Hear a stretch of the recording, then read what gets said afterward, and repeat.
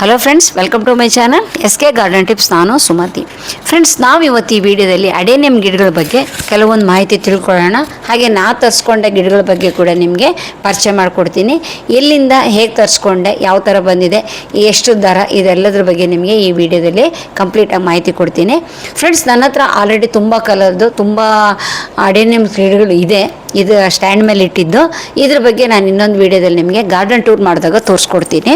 ಹಾಗೆ ನಾನು ತರಿಸ್ಕೊಂಡಿದ್ದು ನಾರ್ತ್ ಇಂಡಿಯನ್ನಿಂದ, ಅಂದರೆ ಹಿಂದಿ ಮಾತಾಡ್ತಾರಲ್ಲ ಆ ಕಡೆಯಿಂದ ತರಿಸ್ಕೊಂಡು ಗಿಡ ಇದು. ನಾನು ಇವ್ರ ಹತ್ರ ಫಸ್ಟಿಗೆ ಲಾಸ್ಟ್ ಇಯರ್ ನಾನು ಏನು ತರಿಸ್ಕೊಂಡಿದ್ದೆ ಅಂದರೆ ಈ ಡಾಲಿಯಾ ಇರುತ್ತಲ್ಲ, ಡೇರೆ ಹೂವಿನ ಗಡ್ಡೆ ತರಿಸ್ಕೊಂಡಿದ್ದೆ. ತುಂಬ ಚೆನ್ನಾಗೇ ಬಂದಿತ್ತು. ಈಗ ನೆಕ್ಸ್ಟ್ ಸೆಕೆಂಡ್ ಆರ್ಡ್ರ್ ನಾನು ಕೊಟ್ಟಿದ್ದು ಅಡೇನಿಯಮ್ಸ್ ಗಿಡಗಳು. ಈ ಅಡೇನಿಯಮ್ ಗಿಡಗಳನ್ನ ನಾನು ಜಾಸ್ತಿ ಆರ್ಡ್ರ್ ಕೊಡಲಿಲ್ಲ, ಒಂದು 5 ಕಲರ್ ಮಾತ್ರ ಆರ್ಡ್ರ್ ಕೊಟ್ಟಿದ್ದೆ. ಅಂದರೆ ಇವ್ರು ಯಾವ ಥರದ್ದು ಕಳಿಸ್ಕೊಡ್ತಾರೆ ಅನ್ನೋದ್ರ ಬಗ್ಗೆ ಸಣ್ಣ ಅನುಮಾನ ಇತ್ತು.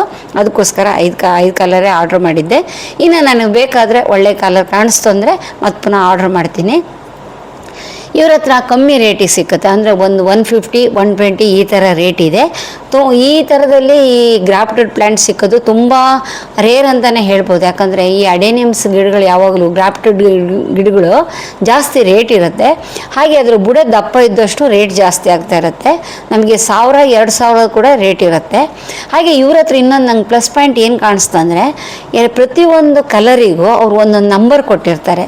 ನಮಗೆ ಸೆಲೆಕ್ಟ್ ಮಾಡ್ಕೊಳ್ಳೋಕ್ಕೆ ಈಸಿ ಆಗುತ್ತೆ. ಮತ್ತು ಇನ್ನೊಂದು ಏನಂದರೆ, ಅದೇ ನಂಬರನ್ನು ಅವ್ರ ಗಿಡದ ಮೇಲೆ ಕೂಡ ಬರೆದಿರ್ತಾರೆ. ಅಂದರೆ ಅವ್ರು ಡ್ರಾಫ್ಟ್ ಮಾಡಿ ಇಟ್ಟಿರ್ತಾರಲ್ಲ ಅಂಥ ಗಿಡಗಳ ಮೇಲೆ ಅವ್ರು ಬರೆದಿರ್ತಾರೆ ನಂಬರು.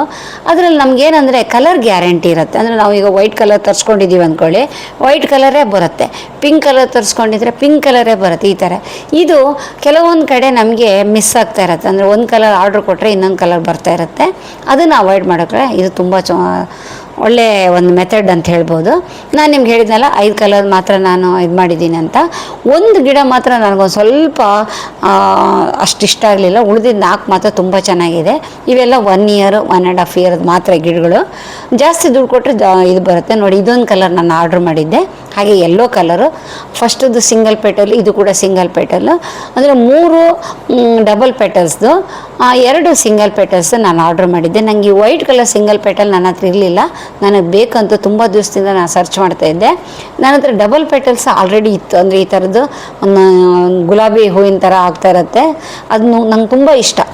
ಈ ಸಿಂಗಲ್ ಪೆಟಲ್ ಇನ್ನೊಂದು ಪ್ಲಸ್ ಪಾಯಿಂಟ್ ಏನಂದರೆ, ಇದರಲ್ಲಿ ಗಿಡ ತುಂಬ ಹೂವಾಗುತ್ತೆ. ಅಂದರೆ ಈಗ ಡಬಲ್ ಪೆಟಲ್ದು ಒಂದು 4 ಹೂವು ಆದರೆ ಈ ಸಿಂಗಲ್ ಪೆಟಲ್ದು ಒಂದು 40 ಹೂವು ಆಗುತ್ತೆ. ಅದನ್ನು ನಾವು ಕೇರ್ ತಗೊಂಡಷ್ಟು, ಗಿಡ ದೊಡ್ಡದಾದಷ್ಟು ಹೂವುಗಳ ಸಂಖ್ಯೆ ಜಾಸ್ತಿ ಆಗ್ತಾ ಇರುತ್ತೆ. ಅದಕ್ಕೆ ನಂಗೆ ಸ್ವಲ್ಪ ಸಿಂಗಲ್ ಪೆಟಲ್ಸ್ ಅಂದರೆ ಇಷ್ಟ ಜಾಸ್ತಿ.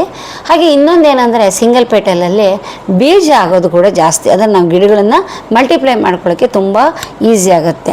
ಈಗ 5 ಕಲರ್ ನಾನು ತೋರಿಸಿದ್ನಲ್ಲ, ಈ 5 ಕಲರ್ ನಾನು ತರಿಸ್ಕೊಂಡಿದ್ದೀನಿ. ನೋಡಿ ಯಾವ ಥರ ಬಂದಿದೆ ನೋಡಿ, ತುಂಬ ಚೆನ್ನಾಗಿ ಬಂದಿದೆ. ಈ ಗಿಡ ಬಂದ ತಕ್ಷಣ ಡೈರೆಕ್ಟಾಗಿ ಇದನ್ನೇ ನಾವು ನೆಡಕ್ಕೆ ಹೋಗ್ಬಾರ್ದು. ಇದಕ್ಕೊಂದು ಸಣ್ಣದೊಂದು ನಾವು ಅದಕ್ಕೆ ಟ್ರೀಟ್ ಮಾಡಬೇಕು. ಅಂದರೆ ಯಾವ ಥರ ಮಾಡಬೇಕಂತ ತುಂಬ ಜನ ಏನು ಮಾಡ್ತಾರೆ ಅಂದರೆ, ಈಗ ಬೇರೆ ಗಿಡಗಳು ಬಂದಾಗ ನಾವು ನೀರಲ್ಲಿ ಇಟ್ಟಿರ್ತೀವಿ. ಆದರೆ ಅಡೇನಿಯಮ್ಸನ್ನು ಬರೀ ನೀರಲ್ಲಿಟ್ಟರೆ ಸಾಕಾಗೋದಿಲ್ಲ. ಅದಕ್ಕೆ ಸಾಫ್ಟ್ ಫಂಗಿಸೈಡ್ ಅಂತ ಒಂದು ಫಂಗಿಸೈಡ್ ಇದೆ. ಇದ್ರ ಬಗ್ಗೆ ನಾನು ಒಂದು ಕಂಪ್ಲೀಟಾಗಿ ಒಂದು ವಿಡಿಯೋ ಮಾಡಿದ್ದೆ. ಇನ್ನು ಮುಂದೆ ಕೂಡ ಮಾಡ್ತೀನಿ. ತುಂಬ ಜನ ಕೇಳಿದ್ರು, ಅಕ್ಕ ಸಾಫ್ಟ್ ಫಂಗಿಸೈಡ್ ಬಗ್ಗೆ ಮಾಹಿತಿ ಕೊಡಿ ಅಂತ ಕೇಳ್ತಾ ಇದ್ದಾರೆ. ಅದ್ರ ಬಗ್ಗೆ ನಾನು ಹೇಳ್ತೀನಿ. ಈ ಸಾಫ್ಟ್ ಫಂಗಿಸೈಡ್ ಈ ಅಡೇನಿಯಮಲ್ಲಿ ಎಲ್ಲೆಲ್ಲಿ ಯೂಸ್ ಮಾಡ್ಬೋದು ಅಂದರೆ, ನಾವು ರೀಪಾಟ್ ಮಾಡ್ತಿರ್ಬೇಕಿದ್ರೆ ಈ ಎಕ್ಸ್ಟ್ರಾ ಇದ್ದ ರೂಟ್ಸ್ ಎಲ್ಲ ಕಟ್ ಮಾಡ್ತಾ ಇರ್ತೀವಿ. ಅಂಥ ಕಡೆ ಇದನ್ನು ಹಚ್ಚಿದರೆ ಅದು ಕೊಳ್ತೋಗೋ ಸಾಧ್ಯತೆ ಕಮ್ಮಿ ಇರುತ್ತೆ. ನೆಕ್ಸ್ಟ್ ಇನ್ನೊಂದೇನೆಂದರೆ, ಒಂದೊಂದು ಸರ್ತಿ ಅಡೇನಿಯಮ್ಸ್ ಗಿಡಗಳು ಕೊಳ್ತು ಹೋಗ್ತಾ ಇರುತ್ತೆ. ನೋಡಿ, ಈ ಥರ ಒಳಗಿಂದೊಳಗೆ ಕೊಳಿತಾ ಇರುತ್ತೆ. ಆ ಕೊಳೆತ ಭಾಗನ ಕಟ್ ಮಾಡಿಬಿಟ್ಟು ಫಂಗಿಸೈಡ್ ಹಚ್ಚಿ ನಾವು ನೆಟ್ಟರೆ ಆ ಗಿಡ ತುಂಬ ಚೆನ್ನಾಗಿ ಬೆಳೀತೆ. ಹಾಗೆ ಗಿಡಗಳನ್ನು ಪ್ರೂನ್ ಮಾಡಿದ ಪ್ಲೇಸಲ್ಲಿ ಈ ಸಾಫ್ಟ್ ಫಂಗಿಸೈಡ್ ಹಚ್ಚಿದ್ರೆ ಏನಾಗುತ್ತೆ ಅಂದರೆ, ಗಿಡ ಒಣೆಯೋ ರೋಗ ಕಮ್ಮಿ ಆಗುತ್ತೆ. ತುಂಬ ಚೆನ್ನಾಗಿ ಗಿಡ ಸರ್ವೈವ್ ಆಗುತ್ತೆ. ಹಾಗೆ ನನ್ನ ಹತ್ರ ಇನ್ನೊಂದು ಕೂಡ ವಿಷಯ ಹೇಳ್ತೀನಿ. ನಾನು ನಿಮಗೆ ಮುಂದೆ ಹೇಳ್ತೀನಿ ಏನಾಗಿತ್ತು ನನ್ನ ಗಿಡದ ಬಗ್ಗೆ ಅಂತೇಳಿ. ಈಗ ಸಾಫ್ಟ್ ಫಂಗಿಸೈಡನ್ನು ಯಾವ ಥರ ನಾವು ನೀರಲ್ಲಿ ಇಡಬೇಕು ಅನ್ನೋದ್ರ ಬಗ್ಗೆ ಹೇಳ್ತೀನಿ. 1 ಲೀಟ್ರ್ ವಾಟ್ರಿಗೆ 1 or 2 ಗ್ರಾಮ್ಸ್ ಮಾತ್ರ ಈ ಫಂಗಿಸೈಡನ್ನು ತೊಗೊಬೇಕು ನಾವು. ನಮ್ಮ ಹತ್ರ ಜಾಸ್ತಿ ಗಿಡ ಇದೆ ಅಂದ್ಕೊಳ್ಳಿ, ಜಾಸ್ತಿ ನೀರು ತೊಗೊಳ್ಬೋದು. ನನ್ನ ಹತ್ರ ಇರೋದು ಒಂದು 5 ಗಿಡಗೋಸ್ಕರ ನಾನು 1 ಲೀಟ್ರ್ ನೀರು ಮಾತ್ರ ತೊಗೊಂಡಿದ್ದೀನಿ. ಅದನ್ನು ನೀರು ಪೌಡ್ರನ್ನ ಚೆನ್ನಾಗಿ ಮಿಕ್ಸ್ ಮಾಡಿ ಅದರಲ್ಲಿ ಒಂದು ಅರ್ಧ ಗಂಟೆ ಈ ಬಂದ ಗಿಡಗಳನ್ನು ಅದರಲ್ಲಿ ನೆನೆ ಹಾಕಿದ್ದೀನಿ. ಇದರಿಂದ ಏನಾಗುತ್ತೆ ಅಂದರೆ, ಗಿಡಗಳ ಬೇರಿಗೆ ಹೊಸ ಒಂದು ಜೀವ ಬರುತ್ತೆ. ಆಮೇಲೆ ನಾವು ನೆಟ್ಟರೆ ಅದು ಬೇಗ ಸರ್ವೈವ್ ಆಗುತ್ತೆ, ಅದು ತುಂಬ ಚೆನ್ನಾಗಿ ಇದಾಗುತ್ತೆ. ಈಗ ಮಣ್ಣಿನ ಮಿಶ್ರಣ ನೋಡೋಣ. ನಾನು ಇಲ್ಲಿ ಸ್ವಲ್ಪ ವೆರೈಟಿ ಹೊಸ ಥರದಲ್ಲಿ ಮಿಶ್ರಣ ಮಾಡಿದ್ದೀನಿ. ನಾನು ಯಾವಾಗಲೂ ಈ ರೈಸ್ ಹಸ್ಕನ್ನು ಯೂಸ್ ಮಾಡಿರಲಿಲ್ಲ, ಅಂದರೆ ಈ ಭತ್ತದ ಹೊಟ್ಟಲಿಂದ ಮಣ್ಣನ್ನು ನಾನು ತಯಾರು ಮಾಡಿರಲಿಲ್ಲ. ಫಸ್ಟ್ ಟೈಮ್ ಈ ಥರ ಮಾಡ್ತಾಯಿದ್ದೀನಿ. ಈ ಭತ್ತದ ಹೊಟ್ಟು ನಾನು ಆನ್ಲೈನಲ್ಲಿ ತರಿಸ್ಕೊಂಡಿದ್ದೆ, ಯಾಕಂದ್ರೆ ನಾವು ಸಿಟಿಲಿರೋದ್ರಿಂದ ಸ್ವಲ್ಪ ದೂರದಲ್ಲಿ ರೈಸ್ ಮಿಲ್ ಇದೆ. ರೈಸ್ ಮಿಲ್ ಏನಾರು ಹತ್ತಿರ ಇದ್ದರೆ ನಮಗೆ ಕಮ್ಮಿ ರೇಟಲ್ಲೇ ಈ ಭತ್ತದ ಹೊಟ್ಟು ಸಿಕ್ಕುತ್ತೆ. ನಿಮ್ಗೇನಾದ್ರು ಭತ್ತದ ಹೊಟ್ಟು ಬೇಕು ಅಂತೇಳಿದರೆ ನಾನು ಆನ್ಲೈನಲ್ಲಿ ಲಿಂಕ್ ಸಿಕ್ಕಿದರೆ ಈ ಶಾಪ್ ಇದರಲ್ಲಿ ನಾನು ಇಡ್ತೀನಿ, ನೀವು ಬೇಕಾದ್ರೆ ಅಲ್ಲಿಂದ ತರಿಸ್ಕೊಳ್ಳಿ. ಇಲ್ಲ ನಿಮ್ಮ ಮನೆ ಹತ್ರ ಇದ್ದರೆ ಅದು ಕೂಡ ತರಿಸ್ಕೊಳ್ಬೋದು. ನಾನು ರೈಸ್ ಹಸ್ಕು ಜೊತೆಗೆ ಗಾರ್ಡನ್ ಸಾಯಿಲ್, ಅಂದರೆ ಯೂಸ್ ಮಾಡಿದ್ದು ಆಲ್ರೆಡಿ ಯಾವುದಾದ್ರು ಗಿಡ ನೆಟ್ಟಿರ್ತೀವಿ, ಆ ಗಿಡ ಅದು ಆಗೋಗಿರುತ್ತೆ, ಅಂದರೆ ಟೈಮ್ ಆಗೋಗಿರುತ್ತೆ ಅಂಥ ಗಿಡಗಳ ಮಣ್ಣಾಗಲಿ ಅಥವಾ ಬೇರೆ ಏನಾದರೂ ನಮ್ಮ ಹತ್ರ ಹಳೆ ಮಣ್ಣಾದರೂ ಪರವಾಗಿಲ್ಲ, ಏನು ಹೊಸ ಮಣ್ಣೇ ಬೇಕಂತೇನಿಲ್ಲ. ಮಣ್ಣು ಹಾಗೆ ರೈಸ್ ಹಸ್ಕು, ಇದಕ್ಕೆ ಸ್ವಲ್ಪ ನೀಮ್ ಕೇಕ್ ಪೌಡ್ರ್ ಹಾಕಿದ್ದೀನಿ, ಹಾಗೆ ಸ್ವಲ್ಪ ಬೋನ್ ಮಿಲ್ ಮಿಕ್ಸ್ ಮಾಡಿದ್ದೀನಿ. ಇದೆಲ್ಲದೂ ಚೆನ್ನಾಗಿ ಮಿಕ್ಸ್ ಮಾಡಿದ್ದೀನಿ. ಇಲ್ಲಿ ರೈಸ್ ಹಸ್ಕು ಜಾಸ್ತಿ ತೊಗೊಂಡಿದ್ದೀನಿ ಅಂದರೆ ನೀರು ತುಂಬ ಚೆನ್ನಾಗಿ ಇಳಿದು ಹೋಗಿರಬೇಕು, ಬಸ್ತು ಹೋಗಿಬಿಡ್ಬೇಕು. ಅಂದರೆ ಡ್ರೈನೇಜ್ ಹೋಲ್ ಜಾಸ್ತಿ ಇದ್ದಷ್ಟು ಈ ಅಡೆನಿಯಮ್ ಗಿಡಗಳು ಹೆಲ್ದಿಯಾಗಿರುತ್ತೆ, ಅದಕ್ಕೆ ನೀರು ಜಾಸ್ತಿ ಬೇಕಾಗೋದಿಲ್ಲ.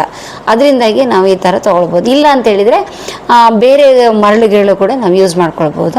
ಹಾಗೆ ಇದು ತಗೊಳ್ಳೋ ಪಾಟ್ ಕೂಡ ಇಂಪಾರ್ಟೆಂಟ್. ಗಿಡ ಸಣ್ಣದಿದ್ದರೆ ಸಣ್ಣ ಗಿಡ ತೊಗೊಳ್ಬೇಕು, ಸಣ್ಣ ಪಾಟ್ ತೊಗೊಳ್ಬೇಕು. ಸಣ್ಣ ಪಾಟಲ್ಲಿ ಗಿಡ ಇದ್ದಷ್ಟು ಅದು ಬೇಗ ಬೆಳೆಯುತ್ತೆ, ನೋಡೋಕ್ಕೆ ತುಂಬ ಸುಂದರವಾಗಿ ಒಂದು ಆಕಾರ ಬರುತ್ತೆ ಅದಕ್ಕೆ. ಈ ರೈಸ್ ಹಸ್ಕು ಈ ಕೋಕೋನಟ್ ಹಸ್ಕು ಕೂಡ ನಾವು ಈ ಅಡೆನಿಯಮ್ ಗಿಡಗಳಲ್ಲಿ ಬಳಸ್ತೀವಿ. ಇದ್ರ ಬಗ್ಗೆ ಕೂಡ ನಾನು ಮುಂದೆ ಬೇರೆ ವಿಡಿಯೋದಲ್ಲಿ ನಿಮಗೆ ಎಕ್ಸ್ಪ್ಲೇನ್ ಮಾಡ್ತೀನಿ. ನಾನು ಇದನ್ನು ಪಾಟಲ್ಲಿ ನೆಟ್ಟಿರಲಿಲ್ಲ, ಸಣ್ಣ ಪ್ಲಾಸ್ಟಿಕ್ ಕವರಲ್ಲಿ ನೆಟ್ಟಿದ್ದೀನಿ. ನನ್ನ ಕವರ್ ದೊಡ್ಡ ಕವರ್ ಇರೋದ್ರಿಂದ ನಾನು ಅದಕ್ಕೆ ಆಫ್ ಮಡಚಿಬಿಟ್ಟು, ಅಂದರೆ ಅರ್ಧದವರೆಗೂ ಮಡಚಿಬಿಟ್ಟು ಫುಲ್ಲು ಮಣ್ಣು ಹಾಕಿಬಿಟ್ಟು ಗಿಡ ನೆಟ್ಟಿದ್ದೀನಿ ನೋಡಿ.